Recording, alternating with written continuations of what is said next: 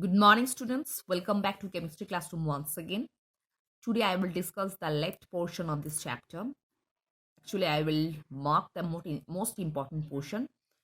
So, you only just follow this portion. First, bases. The definition: bases are compounds that react with acid to form salt and water. Next, उसके बाद यहाँ से कोई भी एक example पढ़ लेना. एसिड प्लस बेस फॉर्म क्या होगा? Salt plus water. यहां से और कुछ नहीं पढ़ना है, डायरेक्टली इस पेज में आ जाओ. Soluble bases are called alkalis. This portion is very important. Soluble bases मतलब नॉर्मली जो पानी के अंदर डिसॉल्व होता है, that is these are alkalis. Common bases soluble in water are sodium hydroxide, potassium hydroxide, calcium hydroxide, and ammonium hydroxide. Bases like magnesium hydroxide and iron hydroxide and copper hydroxide are not soluble in water and are therefore not alkalis.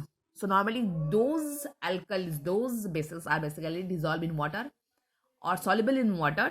They are alkalis, and which bases are not soluble in water, they are not alkalis. That's why you will learn this line: all alkalis are bases, but all bases are not alkalis. Next, neutralization reaction का definition पढ़ना है. Neutralisation का मतलब acid के साथ base का reaction form होगा क्या? एक तो सॉल्ट एंड वाटर, और कुछ नहीं. नेक्स्ट, यहाँ पे डायरेक्टली आ जाओ ना. ये चार्ट में जो लिखा है सॉल्ट और उसका ऑकरेंस पढ़ना है, हम दोबारा डिस्कस नहीं करेंगे. उसी के साथ ये वाला ब्रैकेट में जो दिया हुआ है, fruits and vegetables are also rich in salts. For example, bananas, guavas and apples are rich in iron salts and cabbage are rich in calcium salts.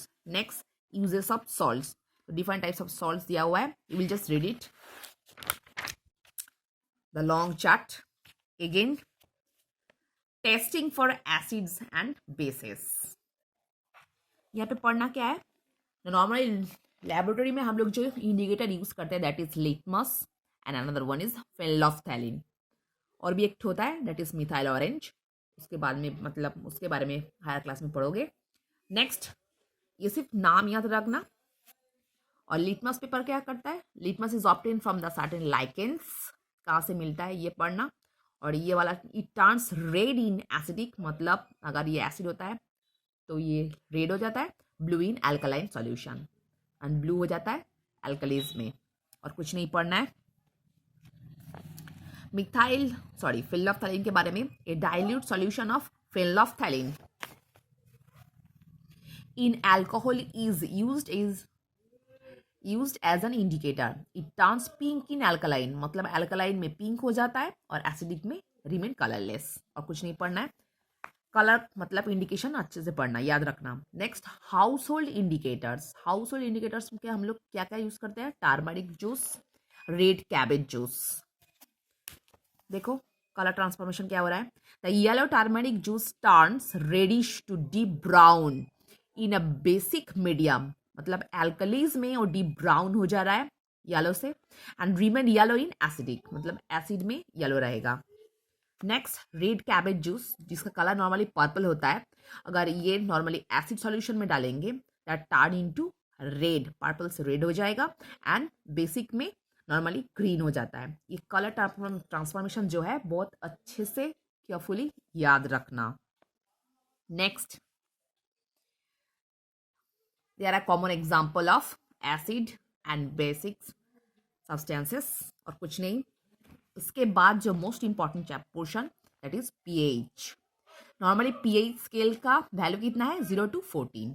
A neutral solution has pH of 7, मतलब 7 पे रहोगे तो normally वो neutral है, acid भी नहीं, base भी नहीं. 7 से कम होता है तो मोर एसिडिक, और 7 से जितना ऊपर जाएगा अप टू 14 मोर बेसिक. ये अच्छे से पढ़ लेना. और कुछ नहीं. इसी के साथ लास्ट में जो